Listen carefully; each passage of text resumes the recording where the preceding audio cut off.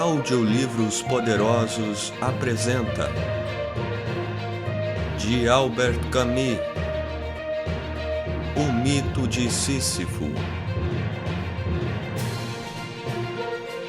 Siga o Audiolivros Poderosos no Instagram e ajude-nos a crescer cada vez mais.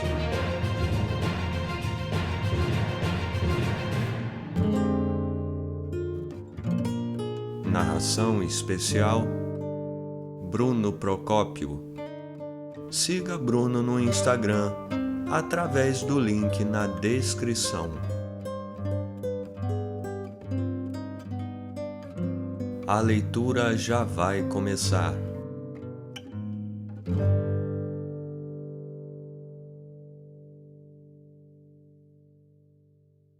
Ensaio sobre o absurdo. O mito e a realidade.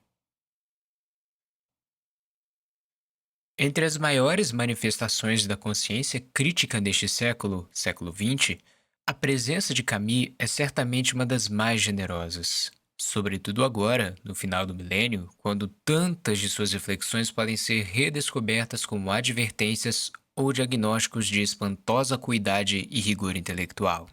Não há como duvidar de que o homem dos nossos dias tem tudo para abrigar conflitos ainda mais intensos e mais devastadores ou mais fecundos que os de todas as outras épocas. É certo que ele contou com enormes precursores, mestres que foram ao fundo do desenvolvimento moderno de suas emoções e suas razões, como Nietzsche, Dostoiévski, Proust, Kierkegaard, Kafka, para só ficarmos em algum dos nomes mais caros a Camus. E chega, hoje em dia, aos desdobramentos efetivos e consistentes das evoluções de Darwin, Marx, Freud e Einstein. Mas até mesmo por isso tudo, os homens presentes na vida presente estão ainda mais sós e dilacerados. Há uma busca desesperada, mas persistente, de novos valores. Como toda possibilidade dos sistemas mágicos ou metafísicos se encontra pulverizada, como só insiste ou resmunga nos desvãos do medo, nos laboratórios da psicopatologia ou em sinistros desvios de igreja e dissimulação, esse homem presente só pode contar consigo mesmo, seu cérebro, seus sentidos, suas mãos, seus meios. Daí o encontro cada vez mais frequente com o absurdo, e face a face com a sua condição, esse homem tem muito poucos amigos. Um deles, de extraordinária inteligência e lealdade, é Albert Camus. Particularmente nesse caso de O Mito de Sísifo, livro de terrível beleza com a sua aguda apreensão do horror nas armadilhas do cotidiano, seu reforço ao inconformismo e a recusa a todas as fugas, seu empenho intransigente em valorizar e enriquecer as lutas da lucidez. Camus o escreveu no começo da Segunda Guerra Mundial. É extremamente curioso, mas de toda coerência com o seu pensamento, que ele não se detenha no problema da guerra e a rejeite radicalmente nas entrelinhas, fazendo do homem absurdo o último a poder aceitá-la e compactuar com as suas aberrações. Quem coloca em primeiro plano a revolta, o discernimento, a discussão da morte voluntária, a oposição às esperas e às esperanças infundadas, a realidade física ou a repulsa a qualquer tipo de servidão, está plasmado indiretamente a atitude do anti-autoritarismo e, em consequência, propondo uma paz insubmissa, guiada ao mesmo tempo pela razão e pela paixão amorosa. Especialmente em seus modelos do homem absurdo, quando trata de Dom Juan, dos comediantes e dos conquistadores, mesmo neste último caso, mobilizado como todo mundo, o filósofo passa a opção pela luta e pela resistência, mas também o desprezo pela guerra e seus ingredientes. A grandeza mudou de campo, ela está no protesto e no sacrifício sem futuro. Mais especificamente, Le Mythe de Sisyphe, de 1942, que não devemos esquecer, o autor publicou aos 29 anos, é a primeira formulação teórica da noção de absurdidade, isto é, da tomada de consciência pelo ser humano da falta de sentido, ou, portanto, do sentido absurdo da sua condição. Situando a questão nos planos da sensibilidade e da inteligência, Camus trabalha com designações que muitas vezes se confundem na base de estímulo e resposta, assumidos com o mesmo nome. Assim, o homem absurdo é o que enfrenta lucidamente a condição e a humanidade absurda. Antecedido intuitiva e literariamente, como reconhece e aplaude no último ensaio do livro, pelo gênio de Franz Kafka, Camus é o primeiro a descrever objetivamente as situações e consequências da absurdidade, compreendendo a sua lógica e propondo a sua moral. De lá para cá, ao mesmo tempo em que o homem absurdo se exprimiu em toda sua verdade na literatura, no teatro, em outros campos ou vertentes da arte e do pensamento, de Jorge Luiz Borges à dramaturgia de atores como Beckett, Ionesco, Genet, Pinter, Albi, Arrabal e tantos escritores contemporâneos, a absurdidade do humano se estendeu, fez metástases por toda parte, prosperou. Como nos seus rumos políticos o autoritarismo já não anda de braçadeiras ou suásticas às claras, a humanidade absurda também adotou disfarces e novos colarinhos para as respectivas coleiras. Os esquemas burocráticos de falso paternalismo e servidão são estéreis, mas a afanosa vaidade de hierarquias inteiras que superpõem androides às voltas com obrigações e incumbências inúteis nos mostram hoje como viu longe a atividade crítica e criativa de homens em corpo inteiro, como Franz Kafka, muitas vezes chamado de profeta do absurdo, e Albert Camus, inclusive em suas obras posteriores, principalmente La Peste, de 1947, e L'Homme Révolté, de 1951.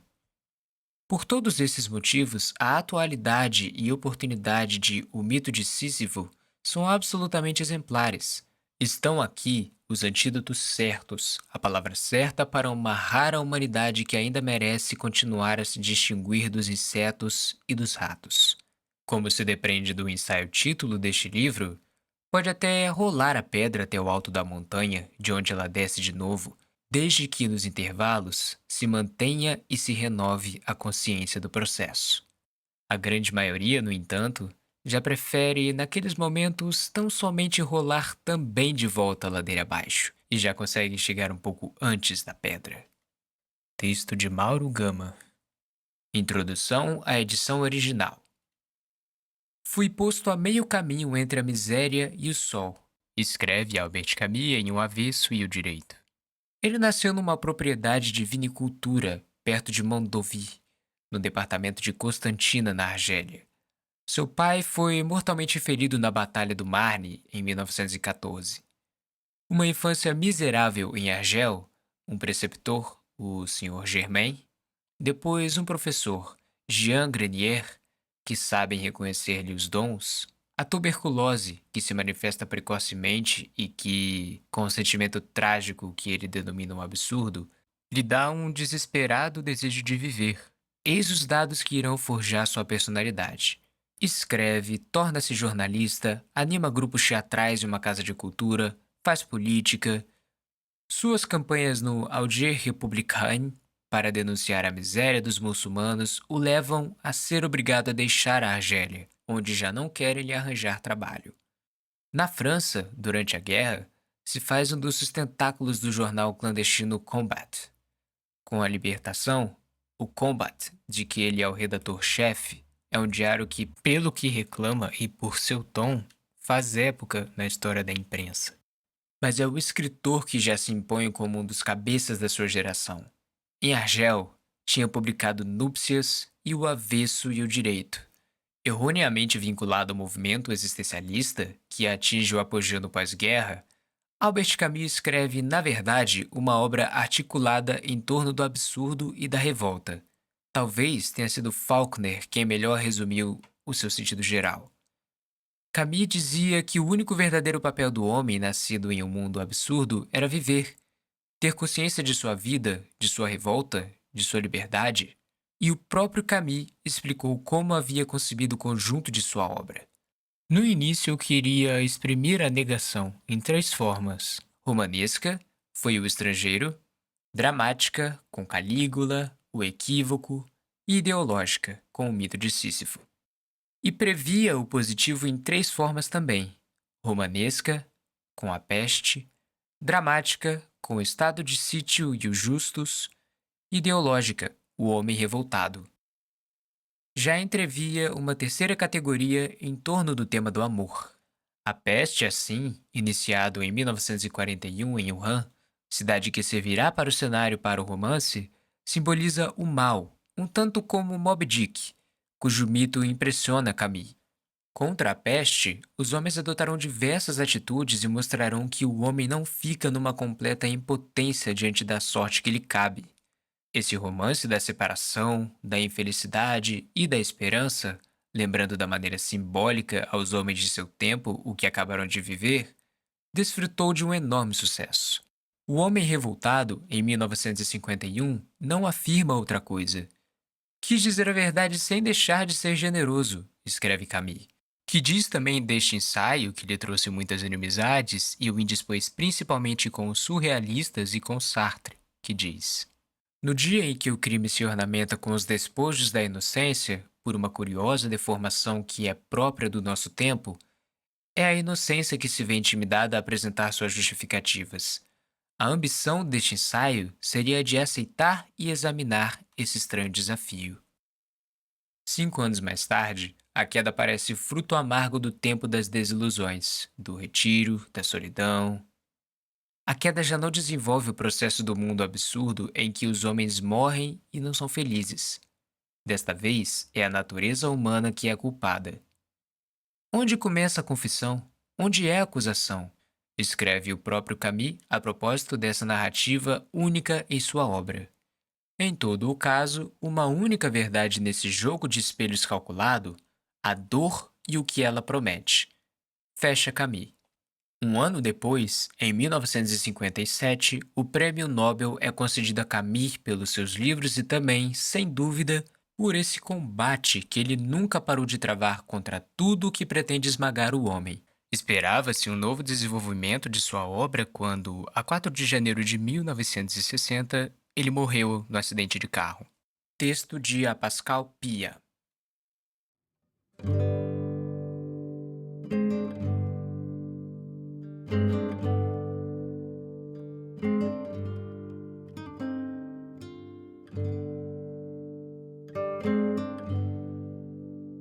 Um raciocínio absurdo.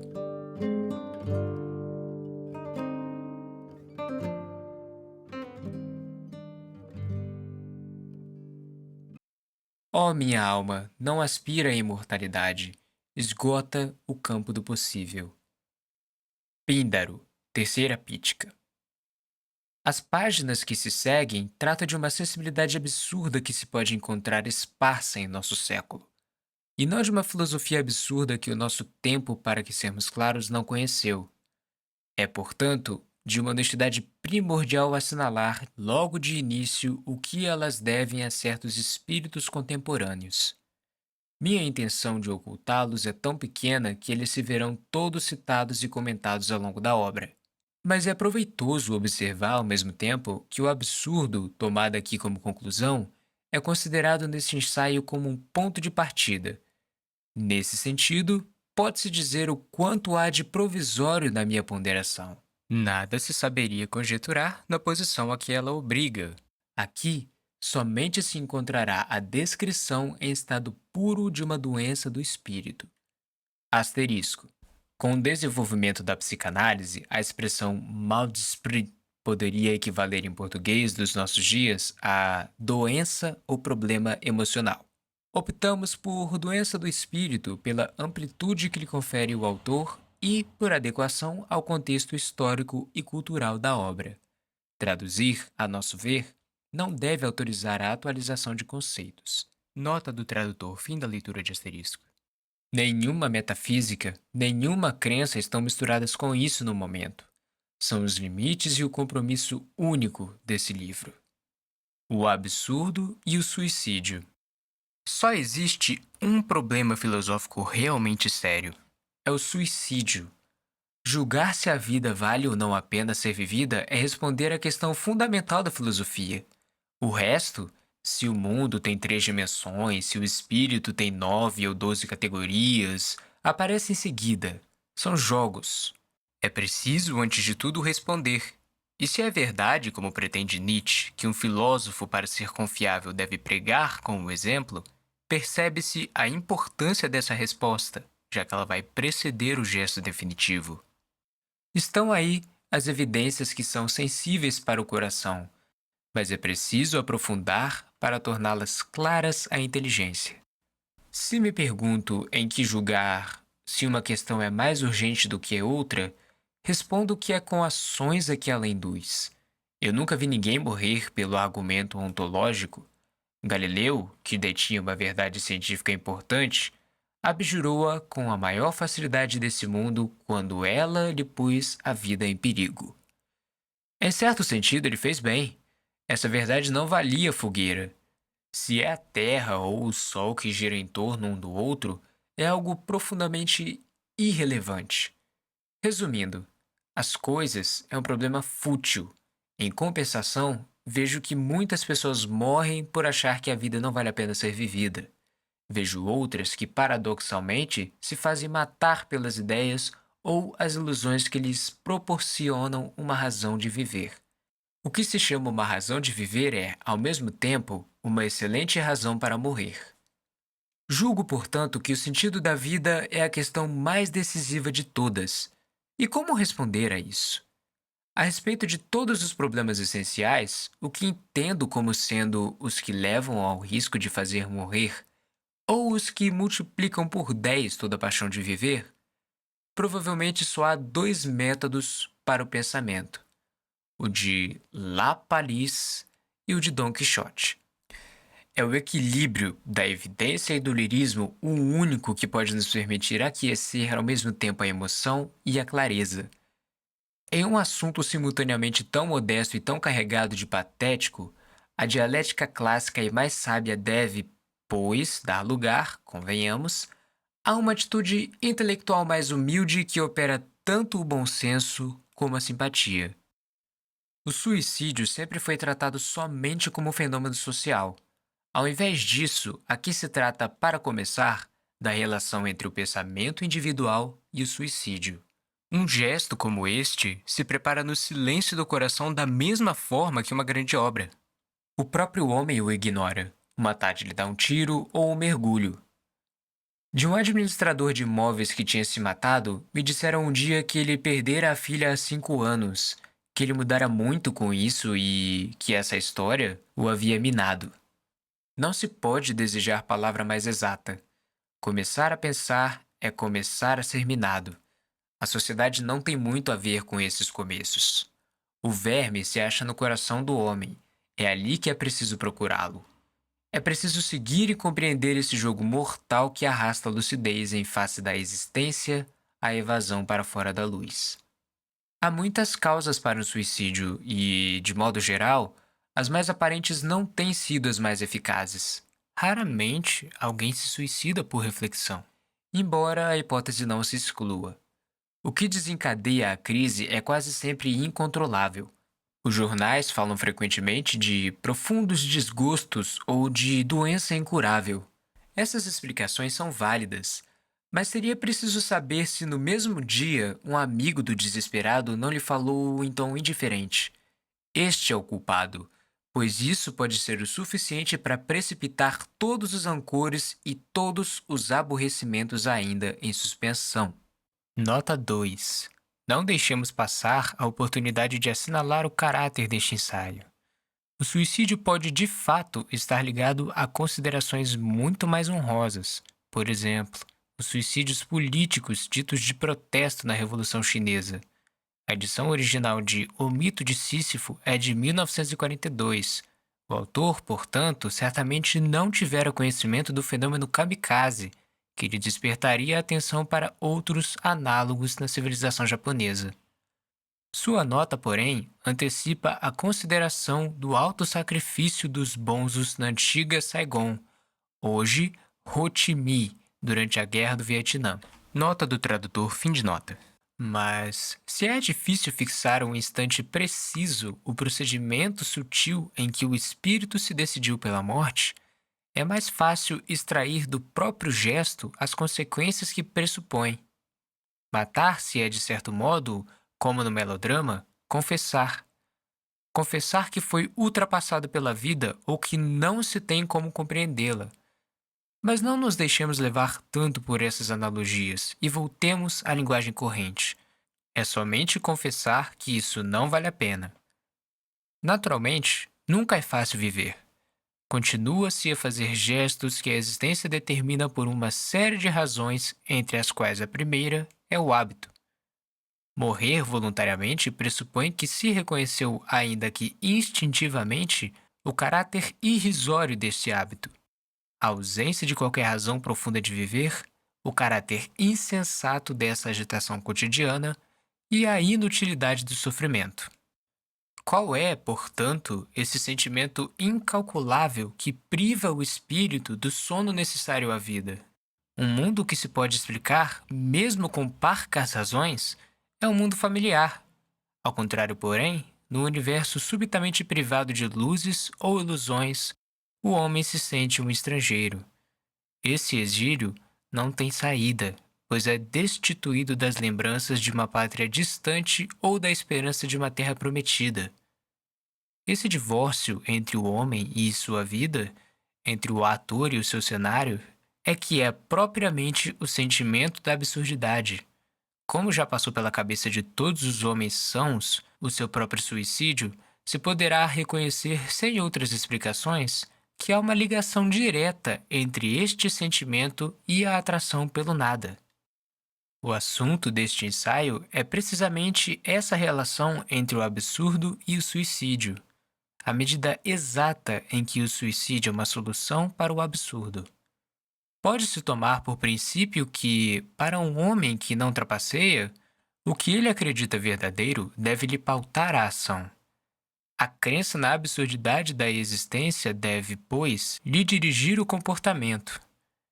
É uma curiosidade legítima se indagar claramente e sem falso pateticismo se uma conclusão de tal ordem exige que se abandone o mais que depressa uma condição incompreensível. Refiro-me aqui, é claro, a homens dispostos a estarem de acordo consigo mesmos. Apresentado em termos claros, esse problema pode parecer ao mesmo tempo simples e insolúvel, mas se supõe erroneamente que problemas simples suscitam respostas que não o são, menos e que evidência implica evidência. A priori, invertendo os termos da questão, assim como alguém se mata ou não se mata, parece só haver duas soluções filosóficas, da do sim e a do não. Isso seria belo demais, mas é preciso incluir a parte daqueles que, sem consumar, interrogam sempre. Mas chego aqui a ironizar, se trata de maioria. De igual modo, vejo que os que respondem não podem agir como se pensassem sim. Com efeito, se concordam com o critério nietzschiano, eles pensam sim de um modo ou de outro. Ao contrário, acontece muitas vezes que aqueles que se suicidam estavam convencidos do sentido da vida. Tais contradições são constantes. Pode-se mesmo dizer que elas nunca foram tão vivas quanto neste ponto em que a lógica, inversamente, parece tão desejável. É um lugar comum comparar as teorias filosóficas com o comportamento daqueles que as professam, mas é preciso ressaltar que, entre os pensadores que não admitiram o sentido de vida, com exceção de Kirillov, que pertence à literatura, ou de peregrinos que se originam da lenda, nota 3.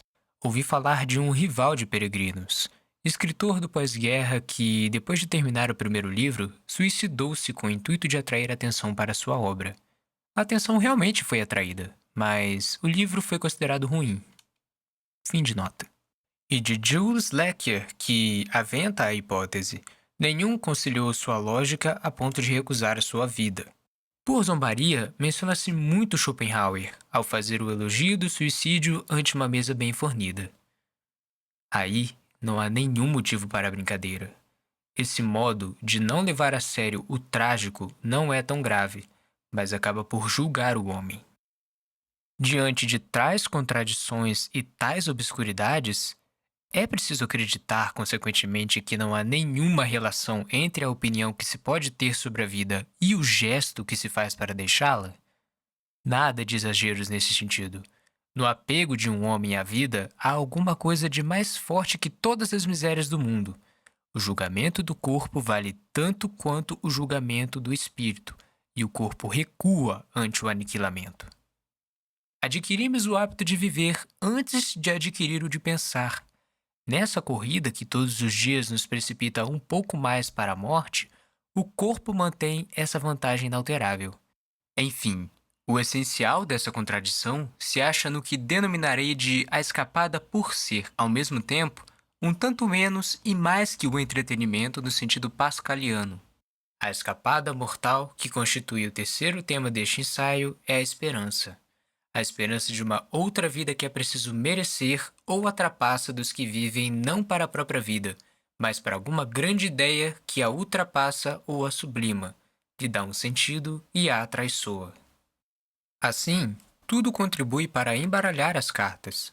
Não é à toa que até agora fizemos trocadilhos e fingimos acreditar que recusar a vida um sentido conduz necessariamente a declarar que ela não vale a pena ser vivida. Na realidade, não há nenhuma correspondência obrigatória entre esses dois julgamentos. Apenas é necessário se recusar a se deixar perder no meio das confusões, das dissociações ou inconsequências até o momento apontadas. É preciso separar tudo e ir direto ao verdadeiro problema. Uma pessoa se mata porque a vida não vale a pena ser vivida, e sem dúvida uma verdade, improfícua, no entanto, pois não passa de um truísmo. Mas esse insulto à existência, esse desmentido em que ela é mergulhada provém do fato de que ela não tem nenhum sentido? Se sua absurdidade exige que lhe escape pela esperança ou pelo suicídio, eis o que se precisa clarear, perseguir e ilustrar, afastando tudo o mais. É o absurdo que denomina a morte. É preciso dar a este problema precedência sobre os outros, fora de todos os métodos de pensamento e dos jogos de espírito desinteressado, os matizes, as contradições, a psicologia que o espírito objetivo sempre consegue introduzir em todos os problemas não tem lugar nessa pesquisa e nessa paixão. O que aí é necessário é tão somente um pensamento injusto, isso é, lógico.